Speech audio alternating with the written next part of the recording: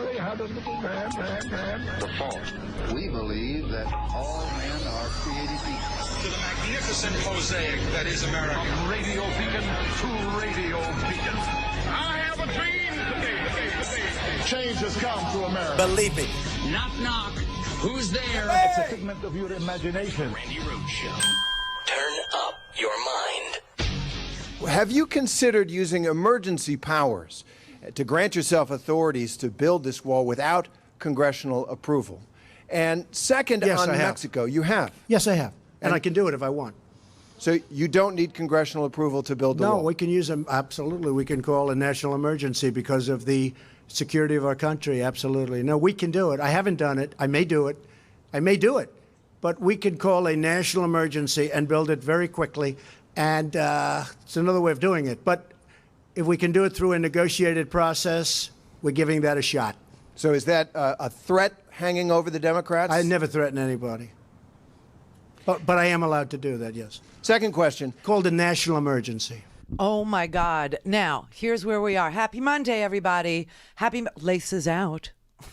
Oh, God, that Bears game was bad. It was very, very bad. I watched a lot of football, tried to distract myself this weekend. Just watched and got very depressed. I will say you got a good quarterback over there in Dallas. I never saw, such gymnastics in my life. I never saw anything like, because I was raised on Dan Marino, Miami Dolphins football, and Dan never even came out of the pocket. Now, this guy is doing, somersaults. Just saying. Brett thinks it's going to be, the New Orleans Saints versus the Patriots again. Too much offense from the Saints. Oh, my God. So that's depressing.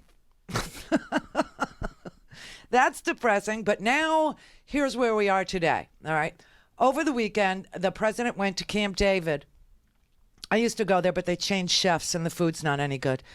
But he went there and nothing happened. There was no progress made, although some, the Republicans, oh, yeah, progress. The Democrats, he didn't give us $1 amount, nothing. And then today, the president said that tomorrow he's needing the networks and the cables to give him a primetime news conference from the Oval Office. He needs to address the American people. Now, color me suspicious, but I believe that the president is going to say that some haggard Honduran housewives at the border that have been there for months now, which cost him the House of Representatives, the top campaign voting issue in 2018 was health care.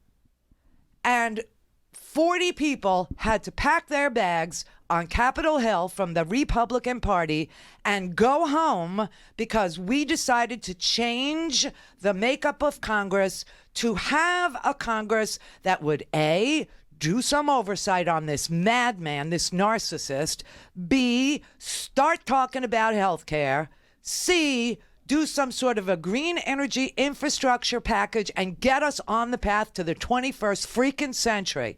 So, and all he wanted to talk about was Honduran housewives and little toddlers that he wanted to put in cages as a deterrent to others in Central America not to come here. It didn't work. And it cost him the Congress. Now, he's betting the Senate in 2020 and his own presidency on this ridiculous waste of money, ridiculous, stupid wall. And he has walled himself in so hard that he has to now produce a wall or he's going to lose the cult following. He's going to lose Cult 45. He's going to lose the white supremacists. And he knows he's facing impeachment because the House has gone to the Democrats and they are going to hold him accountable for everything under the sun that he has done, from enriching himself using the presidency to obstructing justice to money laundering to lying to the American people. Richard Nixon was impeached for lying to the American people. Just saying. And now the president has created a government shutdown that is affecting real people Our real security, terrorists do not come from the southern border. Terrorists come by air. Everybody knows that, including the Department of Homeland Security. And Kristen Nielsen decided last week in the Rose Garden to lie to you about it. We'll go through everything that happened. But here's the thing. Tomorrow, the networks didn't even know if they wanted to give him primetime coverage because this man never makes news. He just bloviates and insults people and threatens everybody within an inch of their lives. And they didn't want to, interrupt their entertainment programming for that. He has sort of kind of reassured them that he's going to make news tomorrow. And if that's the case, this man is probably going to declare some national emergency based on some BS. Here's why it's BS. If there was a national emergency having to do with haggard Honduran housewives at the border, we would have had a national emergency declared months, maybe even a year ago, because nothing has changed. If he does this, he's trying to circumvent Congress so that he can declare a national emergency and appropriate funds, appropriate money to the stupid border wall. Now, they have thrown everything at this that you could possibly imagine, everything. They kept asking, over the weekend, they were asking Sarah Sanders, is he serious about this? How serious is he about calling a national emergency? We can call a national emergency because of the security of our country, absolutely. No, we can do it. I haven't done it. I may do it. But we can call a national emergency and build it very quickly. How serious is he about that? Has the White House drafted an emergency order, a resolution that he could announce tomorrow? We're declaring a national emergency. We're going to build the wall. Has he set a deadline for when he's going to end talks and simply say, I'm going to go off on my own and do it? And is he really prepared? It's a lot of questions. Well, three. Is he really prepared?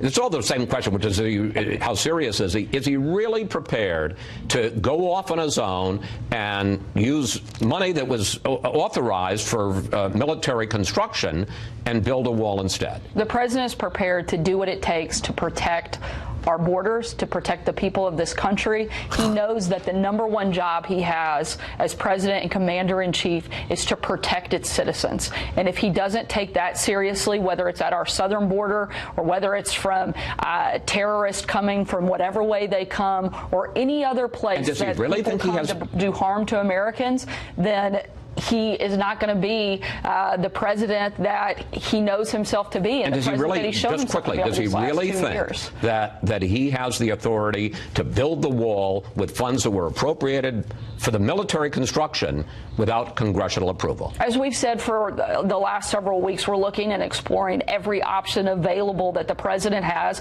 And is that a viable option? Whatever action he takes will certainly be lawful, and we're looking at every option we can. This is something the president takes incredibly seriously.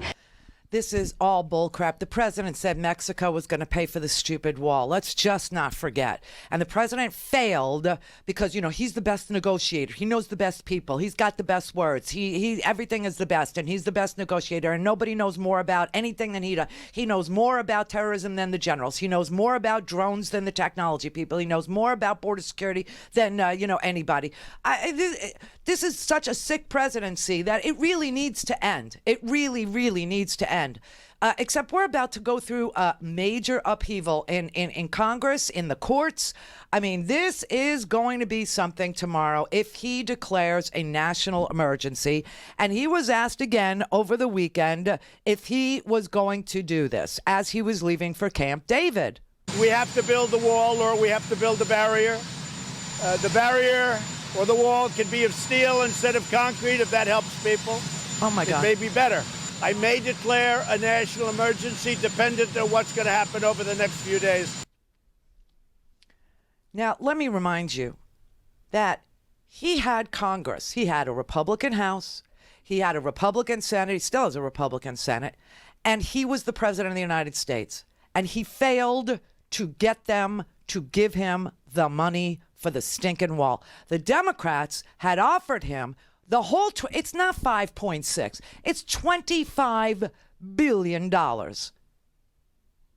And the Democrats offered him $25 billion if he would do comprehensive immigration reform, and he would not do it. He would not do it. And at the very last minute, on their way out the door, with their bags packed, headed home for good, never to darken the doorways of Congress again, the Republican House passed an appropriations bill for 5.6, and it did not pass the Senate. Instead, the Senate voted on 6 funding bills to open the government and 1 separate funding bill for DHS to extend the negotiation period on the stupid wall money until February 8th. The House is willing to vote on that. The House voted on that day 1. And now Mitch McConnell says he won't vote for his own stinking package. This is a very sick situation we find ourselves in. And now the president is going to manufacture some sort of crisis. Now, when Mick Mulvaney was asked, you had 2 years, why didn't you do it? He tried to say we couldn't do, oh, well, we really don't have the Senate. We needed 60 votes. But you remember that the Democrats voted for all the money back in March. At the end of the day, though, shouldn't your party have resolved this months ago when you had full control of the House, the Senate, and the presidency? I mean, I know you're a little later into this process, but are you looking at this going, you waited till the last minute for this? Now, you and I know the answer to that question before you ask it, because we've had this discussion before. Everyone says we have full control of the House and the Senate. You know that any appropriation bill has to have 60 votes in the Senate, which means you have to have Democrat support. You didn't even attempt to put the pressure on the Senate until the last day with passing that $5.6 billion bill. Really? The point is the House didn't even try to send something to the Senate. Right. Chuck, that's not true. We've been talking about this number with the House and the Senate for many months. But they didn't actually pass it until the last minute. Really? That was just such a BS move. The Senate passed a package of funding that would open up agriculture, justice, all the TSA, custom, all this stuff, all of it. And now Mitch McConnell, well, I'm not going to bring up our own package now that the House has passed it. These people are front-running phonies, and this president is dangerous. And tomorrow night, because he wants prime time, so I'm guessing it's tomorrow night, somewhere between, 8 and 10, he's going on TV.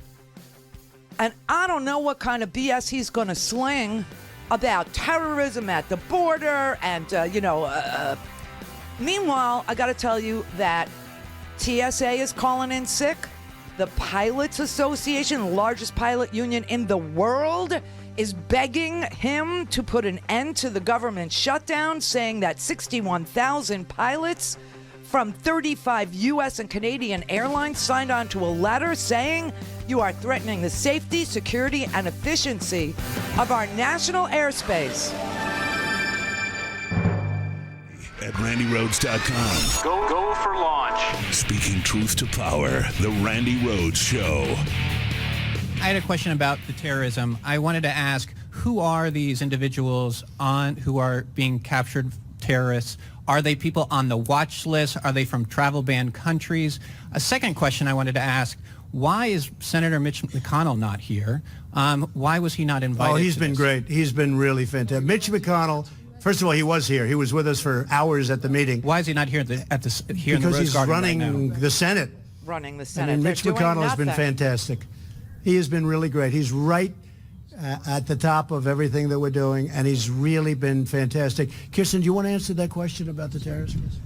Oh, listen to this. So obviously I can't get into classified information, but what we do know is we've stopped, CBP has stopped over 3,000 what we call special interest aliens trying to come into the country on the southern border. Those are aliens who the intel community has identified are of concern. They either have travel patterns that are identified as terrorist travel patterns, or they have known or suspected ties to terrorism. So we have 3,000 that we know about. I think what the president continues to make clear is it's our sovereign duty to know who comes into our country. Without any kind of a structure and without changing the laws, we have no way to know the identity of every person that walks across the unsecured border. Is she insane?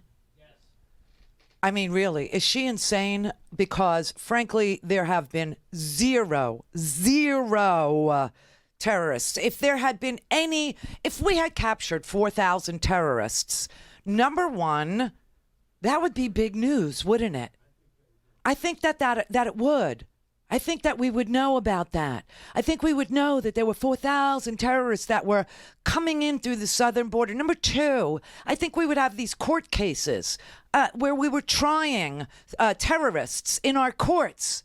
Don't you? Don't you think so?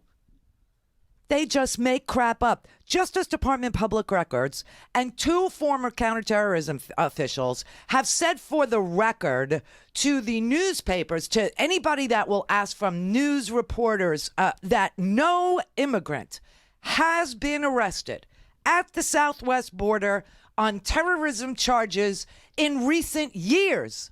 None. Zero. None. Even faux news had to take Sarah Sanders to the woodshed. The president talks about terrorists potentially coming across the border. And here is Secretary of Homeland Security Nielsen. Take a look. CBP has stopped over 3,000 what we call special interest aliens trying to come into the country on the southern border. Those are aliens who the intel community has identified are of concern. But special interest aliens are just people who come from countries that have ever produced a terrorist. They're not terrorists themselves, and the State Department says that there is, quote, their words, no credible evidence of any terrorists coming across the border from Mexico. We know that roughly nearly 4,000 known or suspected terrorists come into our country illegally. And we know that our most vulnerable point of entry is at our southern border. I know this statistic. I didn't know if you were going to use it, but I studied up on this. Do you know where those 4,000 people come, or where they're captured? Airports. Not always, but airports. Certainly a large number. The State Department says there hasn't been any terrorists that they found coming across the southern border from Mexico. It's by air, it's by land, and it's by sea. It's all of the above. But one thing that you're forgetting is that the most vulnerable point of entry that we have into this country is our southern border, and we have to protect it. And the more and more that individuals they're not coming across the southern border, Sarah. They're coming and they're being stopped at airports.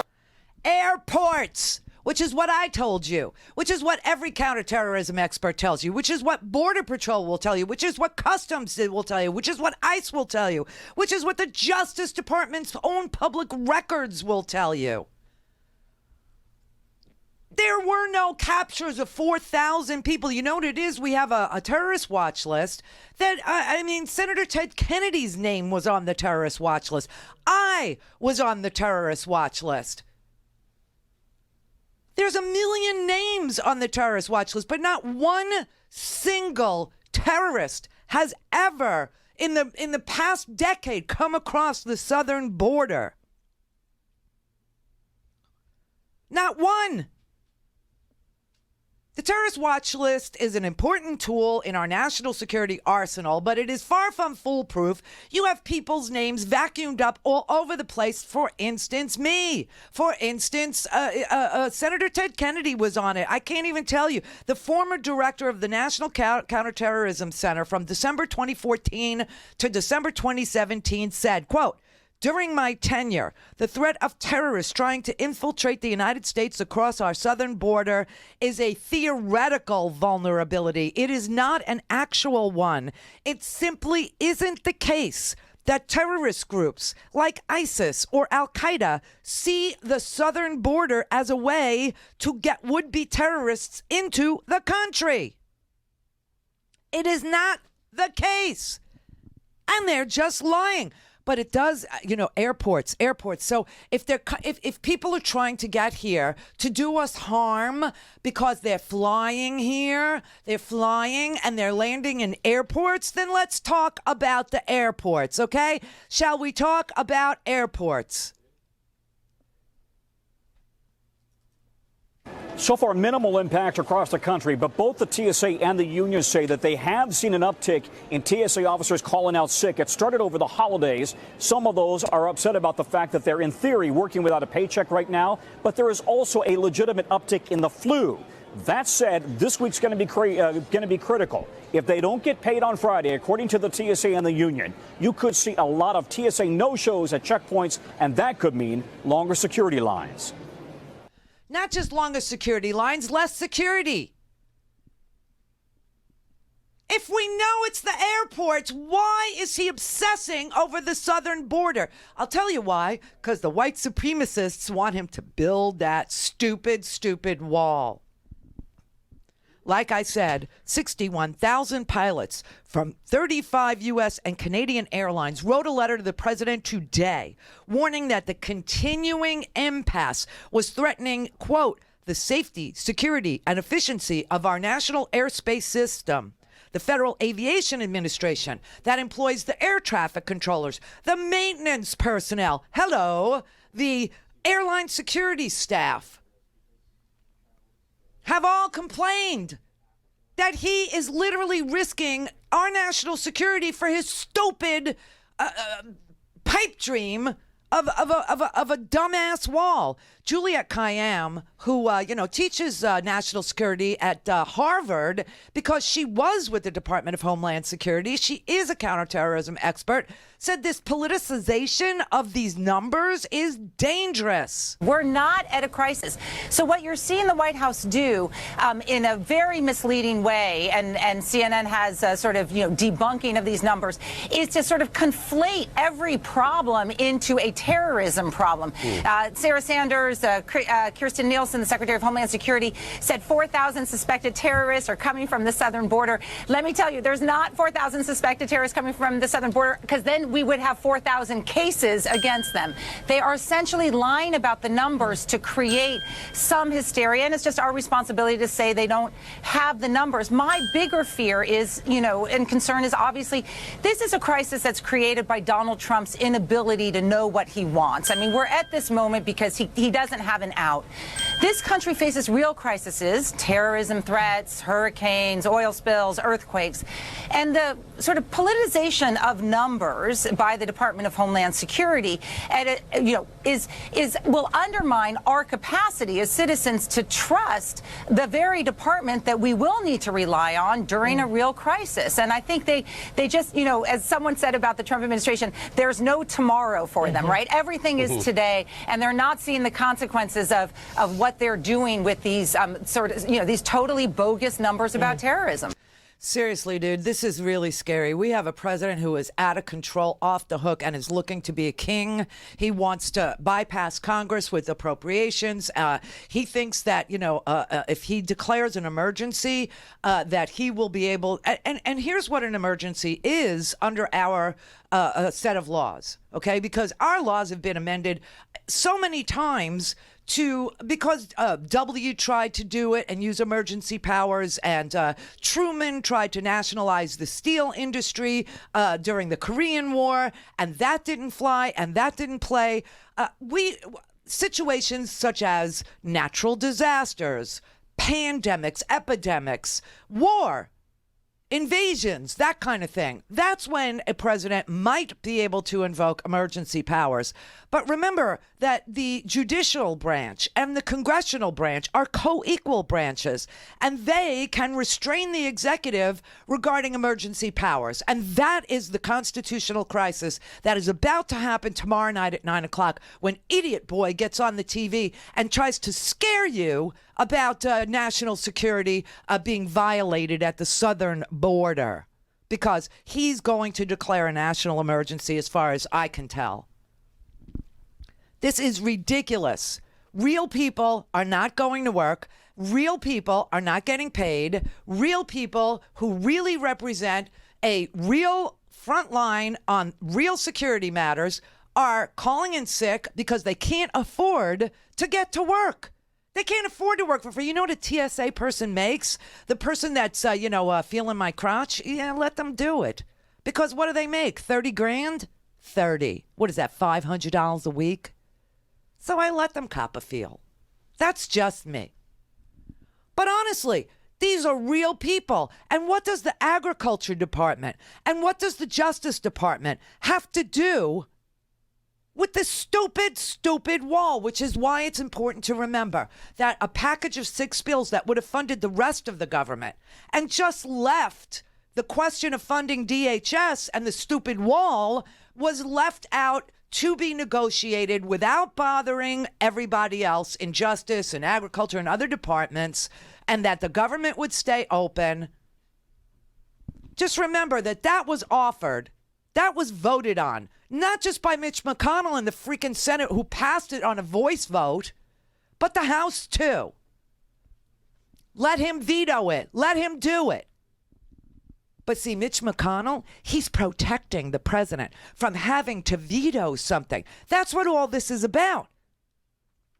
It's sick. It's wrong. It's disgusting. And let me tell you something that's really freaking frightening. We have nobody in charge of the Department of Defense. We have acting people in 6 cabinet positions, acting people. And at the Department of Defense, as you know, Mattis resigned with a scathing letter saying that this president was scary, that this president was bizarre, that this president was somebody he could not deal with anymore. He couldn't cope with him. He couldn't do anymore to keep this president from his worst impulses. He couldn't do it, and he was resigning.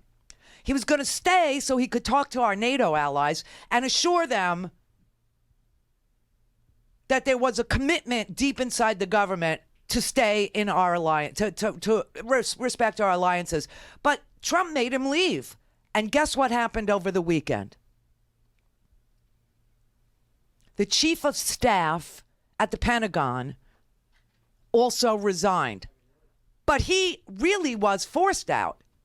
Donald Trump asked him to leave too. And now all we have at DOD is Shanahan. And Shanahan is a Boeing executive. You know, God love him. He's a Boeing executive, but he has absolutely no foreign policy experience and no military experience. None. So we have no one with military experience who would understand that they have to now tell our service members that if the president orders them to the border, or if the president orders them to start building a wall, or if the president does something with the money and gives illegal orders to our service members, that our service members now have a legal dilemma of their own because they are not to obey illegal orders. And there's nobody at DOD, there's no Secretary of Defense to tell the service members not to obey an illegal order.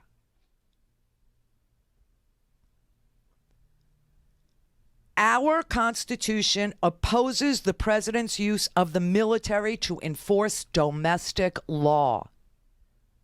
Here's what a statute going back to 1878 that was also added to the law again in 1956 says.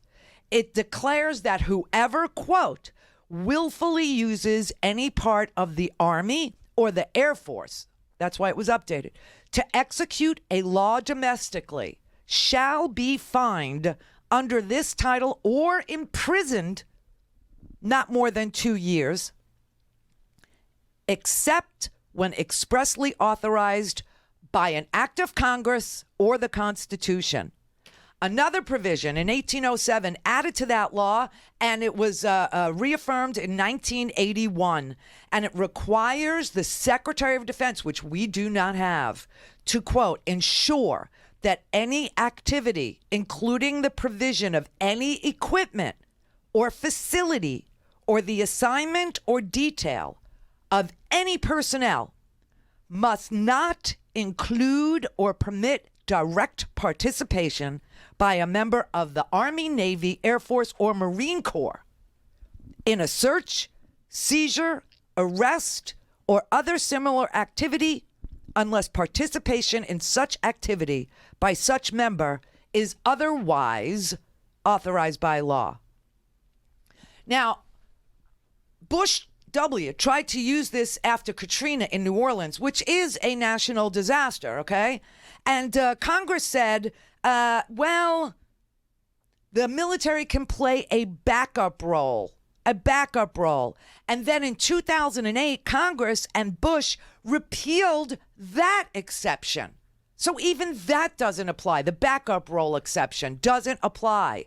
When we had Katrina, I guess, what was that, 2004? In 2008, they revisited that exception and they said, no, not anymore. And if President Trump isn't aware of it, it's because he won't read. It's because he doesn't know. So we're facing a possible scenario tomorrow where the president could declare a national emergency based on his imaginary national emergency of terrorists coming over the southern border, which does not exist. And then he will order the military to do something illegal. And the military, it's just like Abu Ghraib in this way. Who goes to jail? Does the Secretary of Defense go to jail? Did Don Rumsfeld go to jail? No. 7 low-ranking reservists for executing an illegal order to torture people in the prison. They went to Leavenworth. They went to jail. Charles Grainer and Lindy England, and she was pregnant, went to jail. This is not the end of it when he says it. I just want you to know. If the Senate has finally had enough, here the House of Representatives can repudiate this immediately, but then it will go to the Senate, and they have to pass a resolution in the Senate to conduct a floor vote to prohibit him from doing this within 15 days. Connect. To speak to Randi, call 561-270-3844. 561-270-3844. You just heard me talk with Acting Chief of Staff Mick Mulvaney. And one of the things that Mulvaney and I were talking about was the deliberations about the president potentially invoking emergency powers to fund the border wall. What do you make of that? What do you think? I make of that really threatening talk from the president that he doesn't have the power to execute. Look, if Harry Truman couldn't nationalize the steel industry during wartime, this president doesn't have the power to declare an emergency and build a multi-billion-dollar wall on the border. So that's a non-starter. And I think that what the president needs to do more than anything else, he's painted himself into a corner on this thing, is figure out how he unpaints himself from that corner. We need to reopen the government. We need to put people back to work. And I think Senator Jones was making a very important point, which is really something that I'm very focused on as well, and that is we can't allow this continual process that was really modernized by the Tea Party, that if I don't get what I want, if I don't get what I don't have the votes for, if I don't get what the country doesn't want, I'm just going to shut down the government. If you reward the president with that kind of tactic, Jake, then we're going to see every year the president shutting down the government, and we just can't afford to do business that way. But that is who he is, and that is what he does. He is a bully. He is a narcissist. He is a liar. He is a piece of work, this man. He is, the Mayo Clinic has a description of what is a narcissist, narcissistic personality disorder, and he meets every criteria. And here we are, literally gambling our national security, our real national security, by asking the military to break the constitutional requirement that they do nothing here on the homeland front, okay, that they actually do nothing, that they're not involved in any. You can't deploy the military in the United States. You can't do it. So you have that. And then you've got the president literally sacrificing national security at the airports and in the airspace of the United States by shutting down the government. You got the people out in the hinterlands in the Midwest who sell soybeans. They place 0 orders for soybeans because of his ridiculous trade war. So they passed an ag bill that's supposed to give them emergency assistance. That's not going out. And what does the Agriculture Department have to do with his idiotic border wall? Absolutely freaking nothing. Nothing. This is crazy. And we have nobody in charge of the Department of Defense. This is the sickest, creepiest thing. Adam Schiff was asked about the it was the resignation, but it was a forced resignation, we found out later, by this Rear Admiral Sweeney, who was the chief of staff at the Pentagon. Now, he's operating without a Department of Defense secretary. We have an acting secretary who is an Boeing executive who has absolutely no military experience and no experience in world affairs whatsoever. And this is how the Department of Defense is staffed right now. So he was asked about it. Adam Schiff didn't even want to answer it. I got a funny feeling that it's scaring the bejesus out of him. A knowledgeable source just told me this morning that the Trump White House, quote, forced out Pentagon Chief of Staff Rear Admiral Kevin Sweeney. Here's what Samantha Power, the former ambassador to the United Nations under President Obama, tweeted last night about Admiral Sweeney's departure. Quote, it is January 5th, 2019. We have no Secretary of Defense and now no Department of Defense Chief of Staff. Oh, my God. No Attorney General. Oh, my God. And no evident guardrails in Trump's inner circle. Oh, my God. The president is unhinged. Even GOP zealots know it. Republicans inside and outside the administration must stop enabling Trump and protect America, unquote. That's a rather stark picture of the Trump administration. Do you agree with that view? I largely do agree that all of the adults are one by one being forced out of the room. Anyone that had the standing or the independence to speak out to the president, to tell the president what he needed to hear, not what he wanted to hear, has been pushed aside. And now you have a lot of yes people serving the president. And with this kind of a president who is as impulsive as he is, who makes up claims out of whole cloth, and you talked earlier today about the astonishing claim that the Soviets invaded Afghanistan to fight terror. That's not something you say out of frustration. That's a Kremlin talking point. And if he doesn't have anyone who will tell him, Mr. President, that's flat out wrong, where are you getting this from? And Mr. Mulvaney may review the documents that come to the president's desk. He doesn't get to review every phone call the president makes and who's whispering in the president's ear. Someone is giving him these ideas about Montenegro and about, what the Soviets invaded Afghanistan for, what's being presented in the Duma right now is the Russian point of view. So it is deeply concerning. Republicans in Congress do need to speak out. History is going to hold them accountable, and now is the time. He's breaking us. This president is breaking us, literally breaking the United States, breaking the Constitution, breaking democracy. He broke the Republican Party, as you know. They're left in the dust. They're a memory. They're in the dustbin of history. He lost the House because of this issue. He's never going to let it go. He will take us into the deepest dark. We have nobody in charge of the government. We have no Attorney General. We have no Secretary of Defense. We have no Chief of Staff at the Pentagon. We have no Chief of Staff at the White House. Mick Mulvaney is selling his soul to Satan.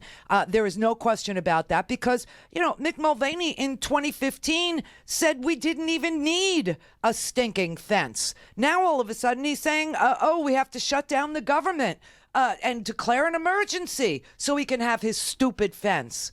But back in 2000, this was not that long ago. This was Mick Mulvaney.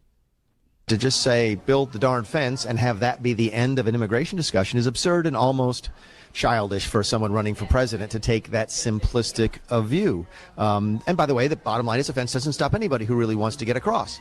You go under, you go around, you go through, and that's what the ranchers tell us is that they don't need a fence. There he is, everybody, and now he's an ass-kissing Trump sycophant. He's an acting chief of staff. He's also acting at OMB. He's also, we are hollowed out.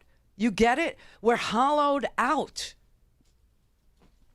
This is sick. This is crazy. This is the crisis. This is it. And tomorrow, he's going to do it for real. Tomorrow night, if he gets on the television and he declares that the United States is in the midst of some imaginary national emergency that no one can say, oh, yeah, you can look over here, there's 4,000 cases in the court, or look over here, we were attacked, or look over there, there's been an earthquake, or look over there, there's been one. By the way, I got to tell you that the money for the California wildfires isn't going out. The disaster relief for the farmers, that's not going out. I mean, he is literally destroying the United States of America piece by piece, bit by bit. There are real people out there that are really, really hurting. The people that do protect the airwaves, the people who protect the airspace, people who protect the flying public, they can't even afford to go to work. This man is literally tearing this country apart. Tearing it apart. And you got to wonder, why? Why is he doing this? Now, the Republicans, they say, are going along with this. Oh, they think, the pundits think that Mitch McConnell and others in the Senate are going along with this because they're afraid of being primaried in 2020. It's all about to win an election? Yeah, and they're afraid that the people who got the tax cuts, the donors, will primary a Mitch McConnell because they like the United States in complete and utter chaos. That's what I'm supposed to believe. You know, what I do believe is that NRA money went to every single last one of those Republicans, and that they knew that that money was being laundered through the NRA by Russia, and they all have filthy, dirty hands. And the guy that they're most afraid of right now is Adam Schiff. The guy that they tremble when they hear the name. That's why Trump tweets out and calls him Adam Shit, okay? Adam Schiff is the head of the Intelligence Committee. Gerald Nadler is the chairman of the Judiciary Committee. You got Maxine Waters at Oversight.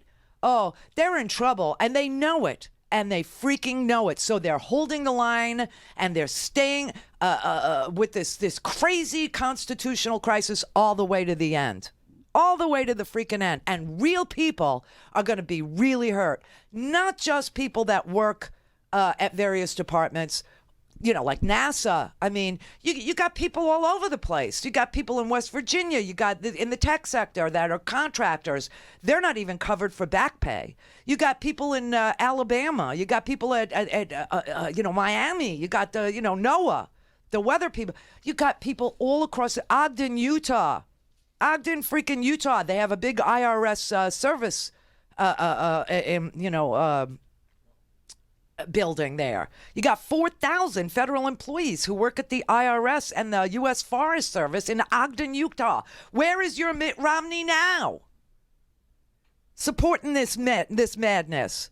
10,000 people in Utah, 6,200 people in West Virginia, 5,500 people in Alabama who have salaries far below the average for government employees. And those paychecks drive the local economies there. I mean, this cascade effect, this ripple effect of what this man is doing is so vile. He is so, and just breaking this government. Seriously. And their conclusion, according to John Heilemann, is, that's because, Mitch McConnell is afraid of being primaried? Really? The reason that they continue to follow Donald Trump is very simple. It's really straightforward. It's fear. And the fear is the fact that they believe that President Trump continues to dominate their party, that his approval ratings within the Republican Party are sufficiently high that if they were to deviate from his course, however suicidal it is in any given instance, that they will pay a price within the party. Mitch McConnell is a good example.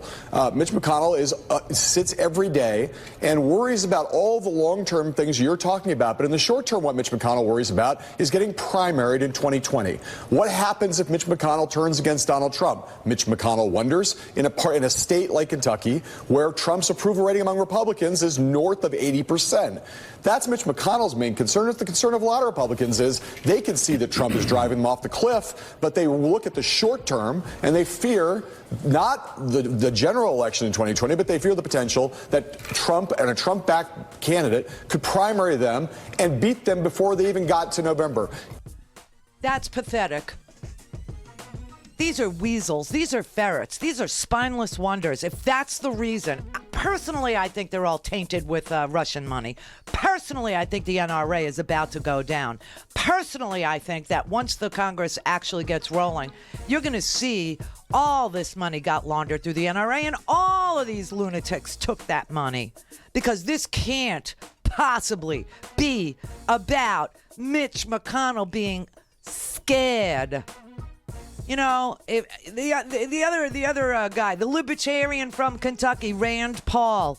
You know, if I were Rand Paul and I was living in fear that President Donald Trump would have me primaried, I'd be playing that clip from the Rose Garden the other day where he was asked about eminent domain and that he would have to invoke it in order to build a stupid wall, and how that could take years, number one, and number two, how the ranchers would be. You think the Bundys put up a fight over grazing rights? Oh my God, wait till you see when you go and try and take these ranchers' land. I would be playing that over and over again because Donald Trump said, well, you know, we try and make a deal, but where we can't, yeah, we'll take the land. So libertarian, ain't it? Yeah, if I were them, I'd be playing the president's own words on an endless loop on Kentucky local television every freaking minute of every freaking day. But if that's the real reason that they're afraid of politics, they all have to go. They gotta go. We need the new ones. We need these new kids.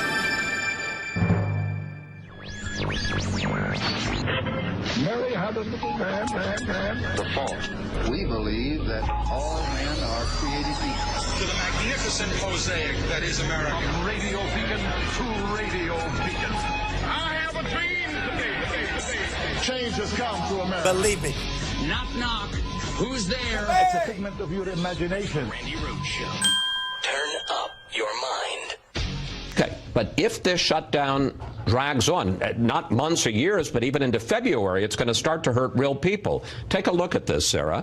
Federal tax refunds will be delayed. Food stamps for 38 million Americans will be cut. Millions of people will lose rental assistance payments. And union leaders say hundreds of TSA workers are already off the job because they can't afford to get to work. President Trump thinks the border wall is worth all of that? Look, the president certainly doesn't want any of those things to happen. But you know what else he doesn't want to see happen? He never wants to make a phone call like the one he made earlier this week where he spoke to Officer Singh of California's widow because an illegal immigrant came across our border and killed him in cold blood. That shouldn't happen in this country, particularly when we have things that we know can help prevent it.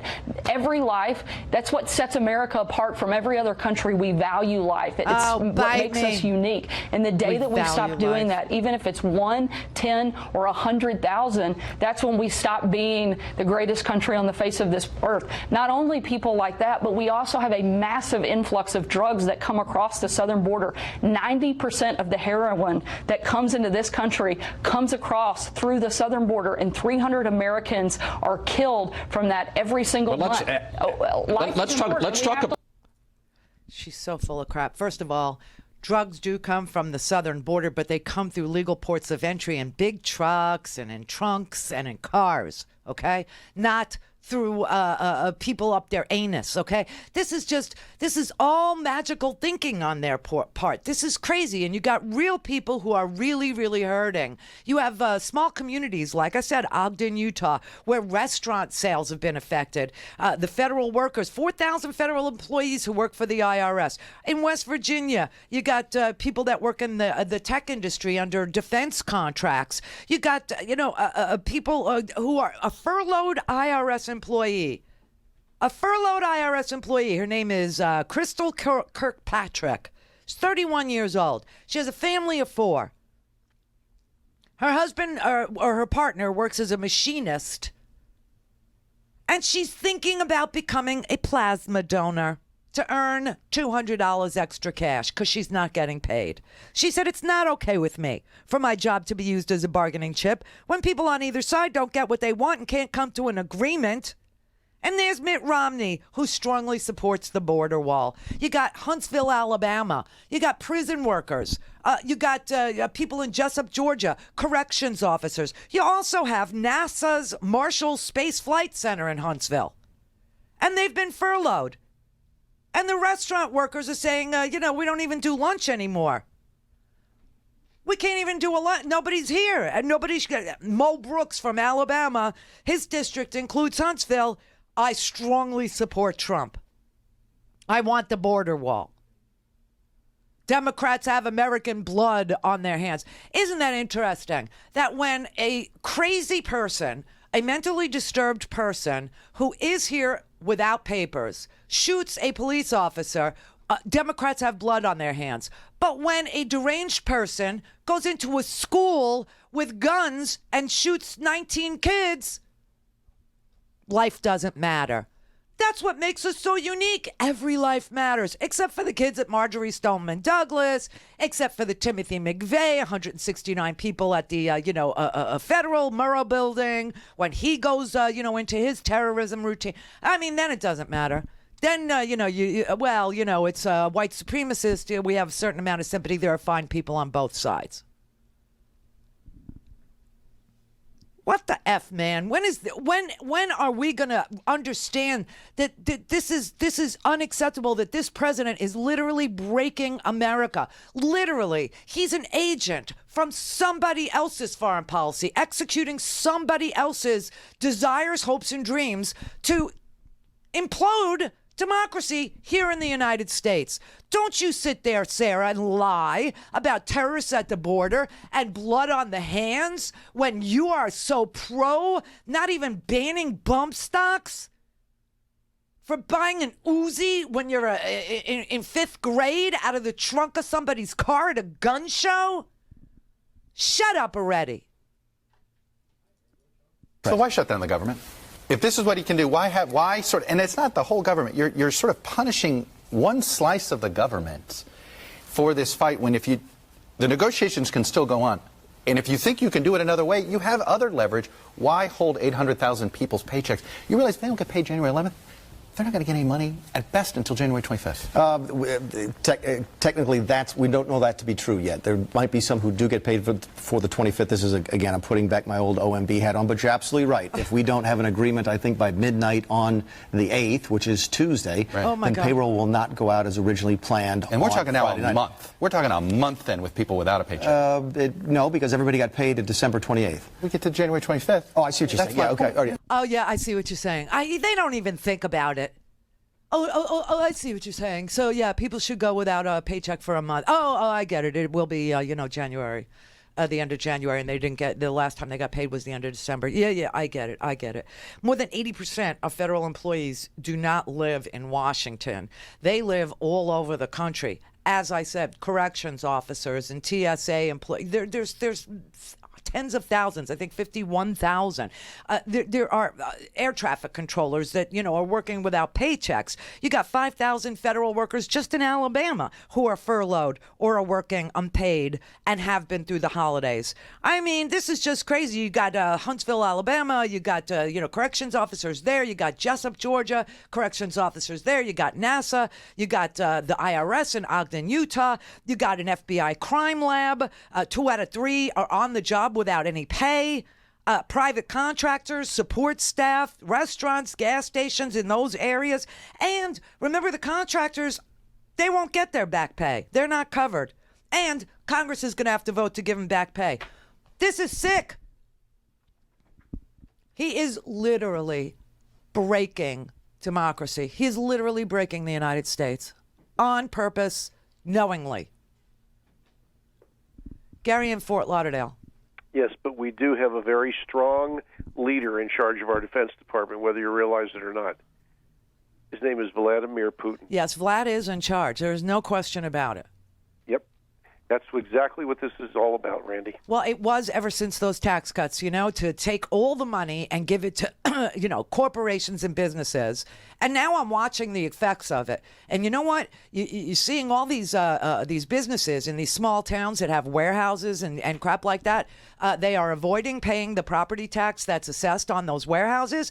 And guess what happens? The people in those towns are paying 12.5% more property taxes to support their own police and their own schools.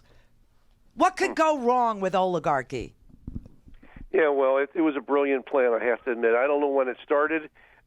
Maybe 20 years ago when they recruited him.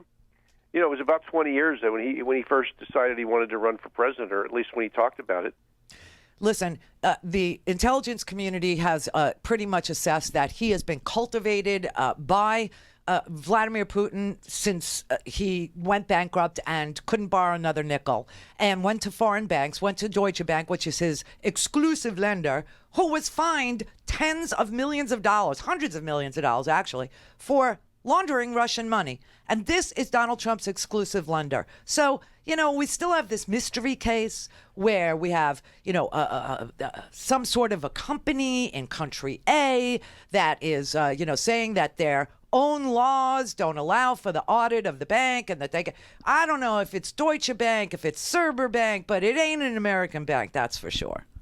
Well, I'll tell you one thing, Randy. I'm awful glad to hear that you're outraged about it, because certainly many are not. Well, that's a pity, and that's a shame. I will say, people who love this show and people who have been with this, like you, and thank you for the Christmas card, by the way. Your wife did a beautiful job hand making that. You're welcome. It was gorgeous. But I got to say that, people who are just peripherally paying attention to politics are about to have a very rude awakening tomorrow. So we welcome them all in by a stinking podcast. You're going to need it. You're going to need it, because the corporate media only reacts to his tweets, and they only react to like one or two subjects a day. I'm telling you, this man systematically has been. This is why we have all these acting directors and a guy from Boeing in charge of the Defense Department who does not know how to order the military or inform the military service members that they're not to follow illegal orders. This is a disaster. This is an absolute heinous crime that is about to be committed against our military. Tomorrow. I just hope we survive as a nation. I'm not sure. I'm not sure we're going to. You're lucky you got Costa Rica to run to. Well, what's really interesting? I did say this to Scotty this morning. We were having our morning meeting, and I said to him, the beauty of it is, because I try to be a sunshiny optimist all the time, is that our democracy has held. The Senate is out. We get it. But the democracy has held. The House, the elections, as rigged as they were, and as, we don't have a winner in a district in North Carolina because they literally tore up absentee ballots. They literally filled them out themselves. They cheated, they stole, they committed election fraud, no question. But in spite of all of the slights and all of the propaganda and all of the lying and all of the presidential powers that are invested in this democracy has so far held. And that's something that, makes me understand how strong we are. However, if people don't wake up and start paying attention now, because tomorrow, all bets are off. Tomorrow is a whole... I don't understand. What's happening tomorrow? Well, I think tomorrow night at 9 o'clock, Donald Trump... Oh, you mean the paychecks? No, paychecks are Friday. Friday is the day that the paychecks need to go out. So Thursday, he's going down to the border for some dog and pony show photo op, okay? But tomorrow night at 9 o'clock, the president asked the networks on the cable news for a presidential address to give him time. And they were deciding today, and first they were saying no, because they didn't think he would be making any news, because all he does is bloviate.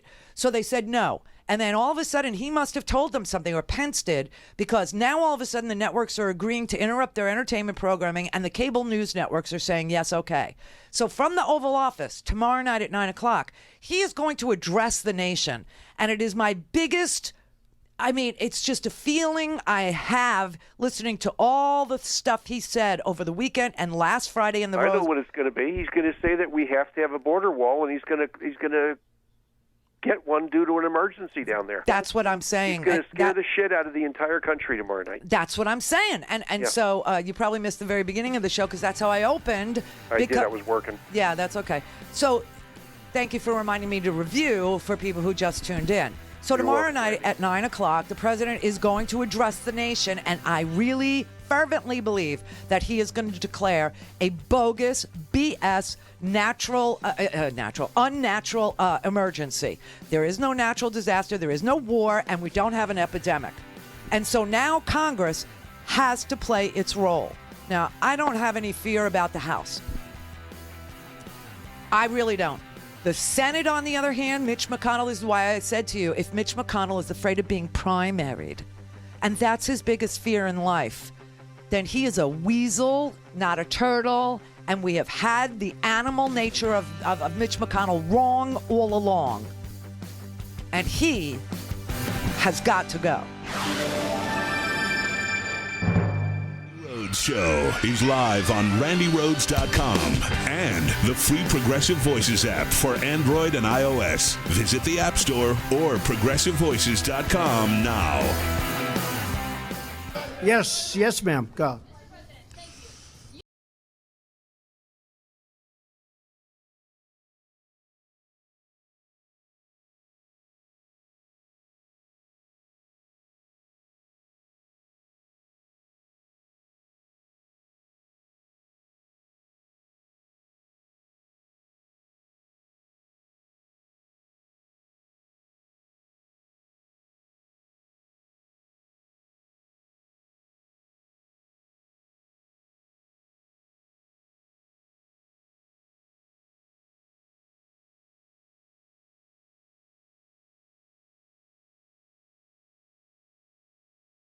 Okay, let's just talk about the trade deal for a brief moment. It isn't anything. There is no there. That's number one. Number two, if a company gets a break with their item for sale in another country, how does that go to you? How does that go to the Treasury? It doesn't. He's such a freaking liar. It doesn't. If money goes to Walmart because of a trade deal, how does that translate into money to pay for a wall? The guy is just, he's mind-bendingly stupid or a con man extraordinaire. And my best guess is it's a combination of both. I mean, this is, April Ryan asked him, what's the safety net for workers? And he said the safety net for workers is the wall, because you'll be safe. Seriously, that was, Then also, what is a safety net for federal workers? You're saying months and possibly a year for this shutdown. Do you have in mind a safety net for those who need their checks, those who need SSI, those who need Medicaid, what have you? Well, the safety net is going to be having a strong border because we're going to be safe. I'm not talking about economically, but ultimately economically. I really believe that these people, many of the people that we're talking about, many of the people you're discussing, I really believe that they agree with what we're doing. And we can have this, April, we can have this fixed very quickly. This can happen by early next week. We're going to be working over the weekend. We can have a solution to this, but I wanted to keep it all at one point. And I think a lot of the people that you're referring to, April, are really wanting that to happen too. I really believe a lot of them want to see border security, and they're willing to give it up. They're willing to give it up. They're willing to go without paychecks. They're willing to give it up because their safety net is the border wall.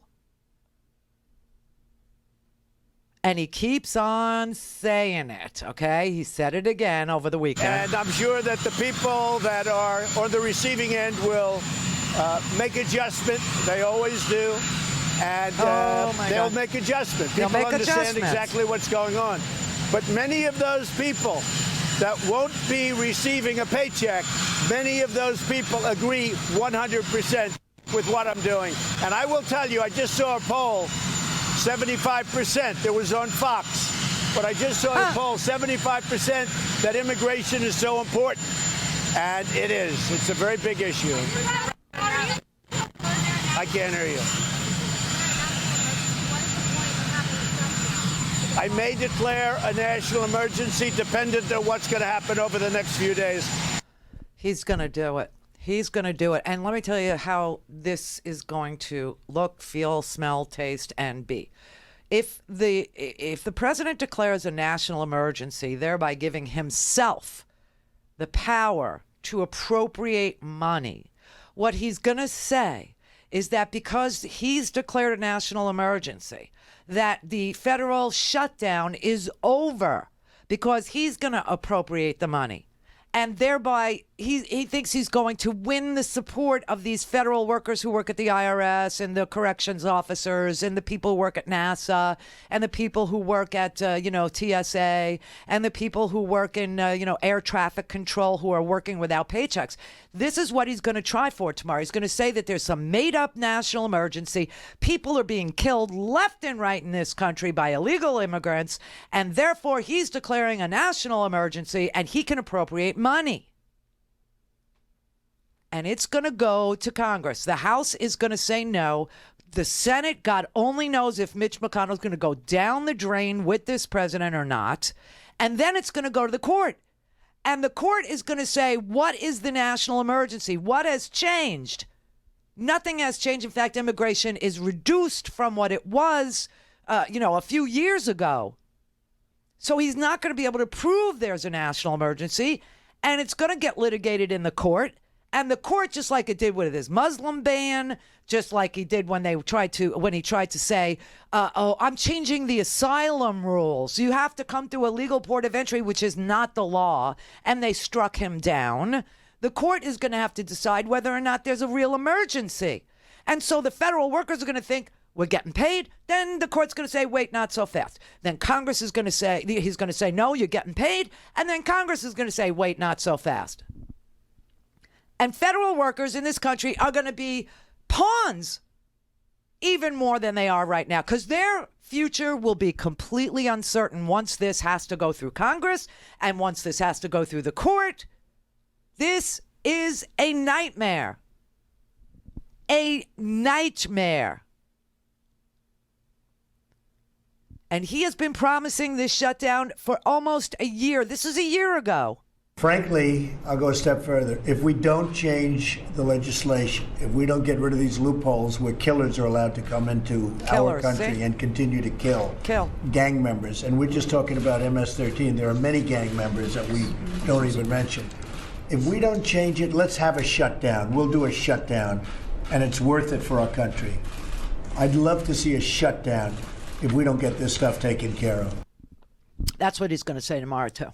Blank, the chairman of EBW Electronics from Michigan, he told the New York Times that Trump's tariffs were killing the company, and they make stuff for the auto industry. It's because of the steel and the aluminum. So he's saying we're going to make half as much, and we might have to move to Mexico. Mm-hmm. Thank you, Mr. Trump. Yeah. Okay. The second thing that just made me nauseous is I'm driving back from buying groceries. I put on Rush Limbaugh to see what, the jerks are doing. And he's saying, and I put this up to quote that because he wants to put down Mitt Romney. I don't like Mitt Romney at all. I'm sure you don't either. No. But they're so scared that Trump is going to get opposition from people and he's not going to be able to run. I don't know who Limbaugh gets his money from, but it's got to be somewhere. Anyway, this is what he said, the quote, "The idea that superior people are defined by their character and nothing else is one of the greatest political lost opportunities because the people are, in fact, I actually think that this devotion to character they have is simply an excuse." That's what Rush Limbaugh is pushing to his susceptible people.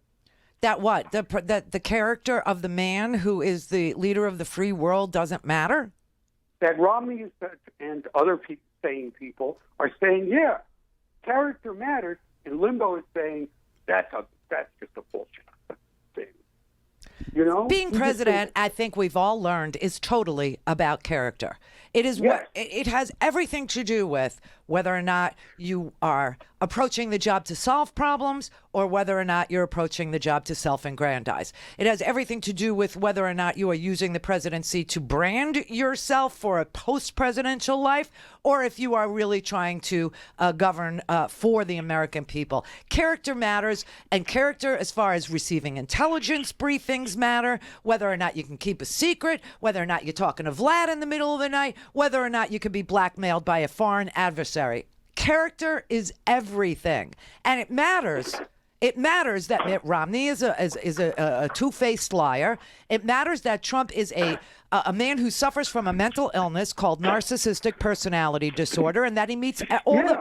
Yes, it matters whether or not you have a mentally stable person in charge of the military, in charge of the government, in charge of the IRS, in charge of the FBI, in charge of the Justice Department, in charge of nominating Supreme Court justices, and it matters who the Supreme Court justices are. Do they have the character? Or are they people who have, abused women from the get-go and think that they can get away with anything? And this is, of course character matters. If character didn't matter, then we wouldn't teach our children that character matters, that you do the right thing when no one's looking. Right. And if character didn't matter, there would be no religious right. Of course. So I guess this is where they're at over on the cheerleading squad, that they're now saying that it doesn't matter if you have a mentally unhinged, non-stable, as far from a genius as you could get, running the country, that you can't find anybody to work for you. No one will work for him. No one. He doesn't have a chief of staff. We don't have an attorney general. We don't have a Department of Defense secretary. We don't have an acting. We don't have a chief of staff at the Pentagon. This is amazing. No one will work for him. Chris in Kona, Hawaii. Hi, Randy. Aloha. Aloha. My thing is why doesn't he declare a national state of emergency? Sarah Sanders was so concerned over the one life. What about the 6,000 people that die every day of cancer or heart disease? Or epidemic. Or the people who die from drug overdoses. Where is his where's his opioid emergency? He said he was going to declare an emergency over the opioid epidemic. Maybe that's his way in tomorrow. Yeah, I'm just so. And then he does away with with the individual mandate, and now says, the court is right. There is no such thing as Obamacare. It's illegal. It's unconstitutional, and the whole law has to go. And that law happens to provide substance abuse rehabilitation for people addicted to substances. Yeah. But he's so concerned about the drugs coming across the border. Yeah, and he's so concerned about national security that literally the pilots and the TSA today and the customs agents are all saying this man is insane. He is endangering the security of the United States by not paying attention to where real terrorists try to enter, and that's at the airports. Yeah. Right. Well, I just wanted to say hi, Randy. Thanks a lot for everything, keeping everyone sane. Yeah, thank you. I appreciate it. Yeah, people die every day from, chronic illnesses and, pre-existing conditions, cancer, drug addiction, all kinds of things. He's not concerned with the loss of life, nor is he concerned with the loss of life through gun violence in this country. Isn't that something? But she sits there on the TV, Sarah does. Oh, every life is, magnificent, and every life must be protected. And so, therefore, we must declare a national emergency because one mentally unstable immigrant killed a police officer. What about the police officers that are unstable, that kill, innocent people who with a taillight out? Oh, well, their lives don't matter. I think we learned that the hard way. Andy in Minneapolis. Hi, Randy. How are you? Good. Hey, I think a lot of this is, distraction too. He's feeling the, Mueller's breath coming down on him, and and what scares me the most is if he's willing to go this far, right now, what is he going to do when Junior ends up, when they go after him? Well, there are two schools of thought on that he doesn't give a rat's ass about his kids. And the other school of thought is that he's going to go, even further and, martial law or everything that the right wing was uber concerned about with Obama that never happened. This is the right guy for that. This is the craziest guy. This is the most unstable, unhinged, self-serving, egomaniacal con man we have ever seen in the presidency. Ever. And we've had some lousy presidents, but this one takes the cake. It's terrifying. It really is. I know. And I don't know, how can we stop a person like this from occupying the highest office in the land? Listen, here's the thing. He's already warped our national security strategy, obviously. This is the attack on NATO, and this is the attack, they're looking the other way when Russia invaded its neighbors and funneled money through the NRA and, inserted itself into our election. I mean, he has literally become an agent of a foreign adversary, as far as I can tell. Otherwise, why would he have warped our national security policy in a way that is completely antithetical to the United States interests, right? Now he's going to declare a national emergency. He is, literally destroying every institution of government. He criticizes judges that disagree with him. He criticizes congressmen that disagree with him. He tells us that our Justice Department is broken, that our FBI are deep state operatives. I mean, he has done everything he could to present Russia's view. Well, people need to wake up. I understand. You know, I'm getting real sick of it, and I see it every day that people just don't know what's going on. I know. And it's so frustrating.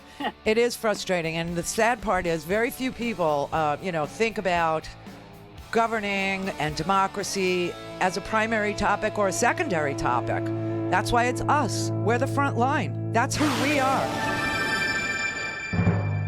This is the Randi Rhodes Show. To speak with Randi, dial 561-270-3844. That's 561-270-3844. The wall is a 14th century solution. We know what happened to the Great Wall of China, the Berlin Wall, the French and the Germans in World War I. We know what's happened on that. And if you look at the fencing, the last time we really had a large number of new fencing, it was under President Bush. And under President Trump, there's been 0 new miles have been added. They all have been monies to replace the fence that got built under Bush. I mean, he's just got to understand, stay away from the campaign promises, look at how we can secure the southern border. If we can do that, I think we'll be able to do that. Now, in the next few days, I'll be releasing some numbers where we compare FBI stats on murder, rapes, assaults. The border crime rate year after year is lower than the national crime rate. And if you look at the most dangerous cities in the country, none of them are in the border. And in fact, if you take Laredo, my hometown, the murder rate, the assaults, and the violent crime, it's about 3-4 times higher here in Washington than it is on the border. So again, those are the facts. But unfortunately, people, make the border to be something else. And I invite people to go down the border and be happy to show you or anybody else what the border is all about. Seriously. That's Congressman Henry Cuellar from Laredo, Texas. The crime rate in border towns is it's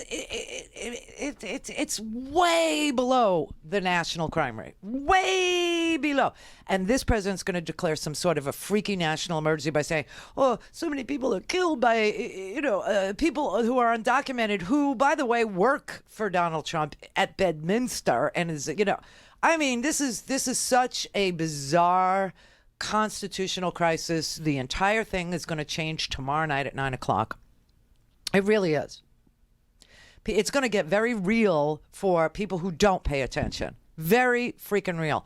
And he's going to say, okay, and so now that I can appropriate money because I've declared a national emergency based on the killing and the raping that doesn't go on, he is going to be able to appropriate money, and he's going to say, I'm reopening the government. Everybody go back to work. You're all going to get paid on Friday.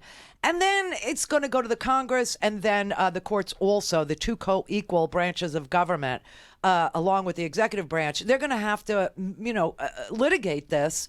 And so you could have federal workers taking 1 step forward, 2 steps back, 1 step forward, 2 steps back. And they're going to be like little yo-yos in Mr. Narcissistic Personality Disordered's brain.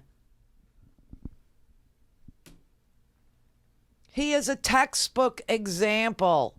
No one will work for him because he only works for him. It's so funny, but there's this great piece today in the Washington Post. It's in the homework today. It's called Let's Ask the Psychiatrists, Mr. President. But let's start with yours. Because remember, he said he was asked a question about whether or not he thinks Elizabeth Warren can beat him in 2020, or whether or not Elizabeth Warren thinks she can beat him in 2020. And he said you'd have to ask her psychiatrist. Ha, ha, ha. Right? So now, they write this piece and it says, you know what? The textbook example in the Mayo Clinic's website of narcissistic personality disorder, the list of symptoms, you could go through them. You should look it up yourself. Go to the Mayo Clinic's website. Just Google narcissistic personality disorder Mayo, M-A-Y-O, right? And you'll see. And here is the list of symptoms. Quote, requires constant, excessive admiration, exaggerates achievements and talents, preoccupied with brilliance, beauty, or the perfect mate, monopolize conversations, belittle people, expect special favors and unquestioning compliance, have an inability or unwillingness to recognize the needs and feelings of others. Congratulations. Textbook narcissistic personality disorder. He has been abandoned by his chief of staff, who was also sufficiently racist. I mean, you remember freaking General, what's his face? Kelly. I mean, that guy was such a racist. It was so and even he couldn't work for him. His attorney general, also a racist, Jeff Sessions, couldn't work for him. Secretary of Defense, gone. Losing a battle over with Congress over, his wall. Lost a battle with Mexico over who was going to pay for his wall. I mean, this is just so unbelievable. If Donald Trump, half of his cabinet that he has, he got off of Fox News, for God's sake. If he pisses through all those people, he's going to be down to like Home Shopping Club hostesses. Heather Nauert from Fox News is going to be our ambassador to the United Nations. That is a spokesmodel. She is a spokesmodel. He's going to hire the sweater dress lady over at QVC.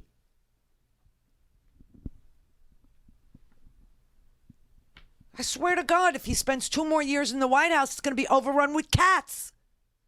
And he doesn't even like animals. His son shoots them. This is dangerous. And tomorrow, I believe, well, not tomorrow, but tomorrow night after 9 o'clock, perhaps on Wednesday, people are going to start to wonder, what the hell just happened? And like I said, we, the informed, we're the front line here. It's going to be our job to educate people who are latecomers. It's going to be our job to get them to binge listen to shows like this so that they can catch up with something other than the marvelous Mrs. Maisel, which is good. She deserved to win last night. Oh, did you see Bradley Cooper's acceptance speech last night? That was a hoot. Bradley Cooper is in Vice, and he plays W in Vice. And so he won for Best Actor last night. Do we have that? Yeah. Which one is that? Christian Bale, 29. 29. That's way down the list. Oh, right there. Listen. What do you think? Mitch McConnell next? That could be good, couldn't it? Mitch McConnell. Thank you to Satan for giving me inspiration on how to play this role. And they were very non-political last night, I got to say, the Golden Globes, which is why nobody really wanted to watch it. But I had seen almost all the movies and almost all the TV. So I had to watch. Mamoon in Richmond. Yeah, Randy, Merry Christmas and Happy New Year. How are you? Very good. Thank you. Same to you. All right. So I want to talk about the shutdown, and I believe that since House already passed its own version of a bill, and I think that the federal employees, they should go to a federal court and ask for the relief, because if your employer is not paying you, so you go to a court. It's so simple, right? What do you say? I don't know. What their legal rights are. I've never looked at the government contract, so I'm not sure. I think this is a matter of Congress appropriating the back pay. Because they are real people. They have mortgages. And I understand. I feel they have kids. They sure do, and this is just a bizarro world. But I don't know what federal employees' contracts look like. I don't know what the deal is. I do know that their salaries are appropriated by Congress, and it's a different scenario than if you work for a private business that refuses to pay you. Then yes, you would go to court and you would be able to sue for those back wages. But I think because this is a congressional appropriation, that it's a matter for Congress. This is like, how like when they discuss impeachment versus criminal indictment, some of the legal scholars will say to you things like there is a remedy in the Constitution for the removal of a president, and that remedy is impeachment, meaning it's not the same as a private person. So I think that that's the case with the federal employees. Their employer is the government, and therefore it is a matter for Congress rather than a court. But I get the sentiment, and I agree with you that this is horrendous. Dan in Massachusetts. Hi. How are you? Smoking? No, something, frog in my throat, I guess. Oh, frogs are right. Or like a salamander. Anyway, one thing that coming across my mind with this declaration of emergency and building up and building a wall anyway, is that to me it's kind of like a sort of a miniature dry run for martial law. Kind of scenario where you basically just say, okay, well, this is an emergency, and so we're going to, just bring in. Well, let's think past that. Let's just say that has happened, okay? Just imagine that that's what happens tomorrow, and not only does he declare a national emergency, but he orders the military to do whatever. Then you understand that those military service members who would enforce an illegal order like that, they would end up in Leavenworth when this was all over. So that's the scary part of who pays the price for the madman. Well, yeah. I mean, it becomes a Nuremberg situation where they say, I was ordered. Well, you didn't have to obey an illegal order. You know what I'm saying? That's how that plays out in the end. Nothing happens. Yeah, right. Yeah. I mean, but I'm just wondering if there's if the military takes over the country, do those rules still apply? Yes, those rules still apply. We would still have a Congress and we would still have a court. And yes, those rules would still apply. And any service member who participated in law enforcement activities inside the United States would be facing imprisonment at the end when it's all sorted out. That is the cold, hard truth. And that's why it's so frightening that we don't have a Secretary of Defense, that we don't have an Attorney General, that we don't have a Chief of Staff at the Pentagon. This man he literally... One thing, also, sort of like along the same lines, you still there? Yeah. Okay, sorry. Along the same lines, I think that this is sort of like, what's happening is he's had, contempt for the government for a long time. This is sort of like a gutting of the government, but then it's also sort of like it's sort of an extension of everything Trump touches dies. In this case, it's 80 million people or 800,000 people and all the people who are affected by them. This is like the sort of larger scale die-off, not just the people who work for him directly. That's right. And he has literally, taken steps to dismantle every agency, every institution that we all count on to inspect our food and protect the airspace and to fly our planes and to air traffic control and to keep order in the prisons and, do all these things that everybody takes for granted when they're libertarian.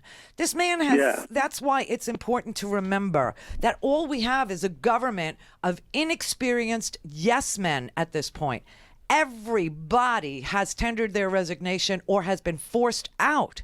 And we don't have anybody who can tell our service members that they will end up at Nuremberg trials if they follow any illegal orders that this president might give after tomorrow night.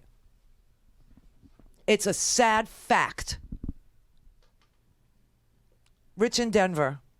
Hey, Happy New Year, first things first, Randy. Thank you very much. Everybody's been a week late wishing me a Happy New Year. And here's another charity. Made a donation to the show. Yay. For all the federal employees. I'll tell you what we need, Randy, is a permanent shutdown. And I'm not talking about the federal government. And to the last call, the only people he hasn't replaced are the people he's put in, like the Attorney General Clown Barr and the two clowns on the Supreme Court that could keep him in power. What gets me, Randy, is is what that caller in Minnesota said. This scares me because only 25% of people know that this guy could launch nukes, and he's not being controlled. He's being controlled by a puppet in Russia. I got news for you. Nukes are the least of my worries, okay? I know that it's the most deadly and, miserable, thing you could possibly do to this planet. However, that is not my concern. I don't think that he's willing to destroy this planet, fast. He likes the slow. But he does like being king, and that's what scares me. And the damages he can continue to do to this country, and the cons are completely going along with it. Even if we get all the committees and the investigations, which we've got, Randy, how are we going to get the Republicans to get rid of them and get them prosecuted and put in prison? That's another thing that worries me. So apparently it's going to take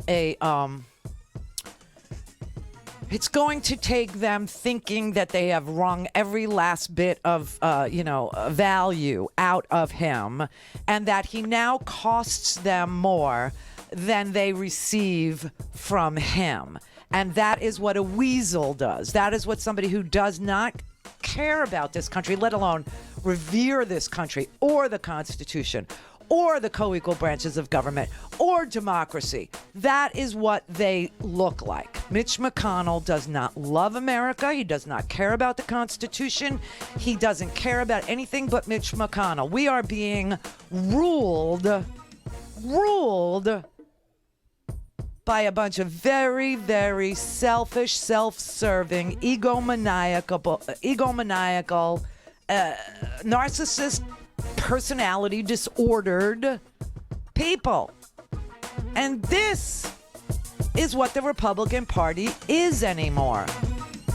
Don't tell me, I love the Constitution, and tell me you're a Republican in the same breath, because that ship has sailed. It is done. That party belongs in the dustbin of history. Incrementally, the president has been taking more and more power throughout each Republican presidency. This is where it led.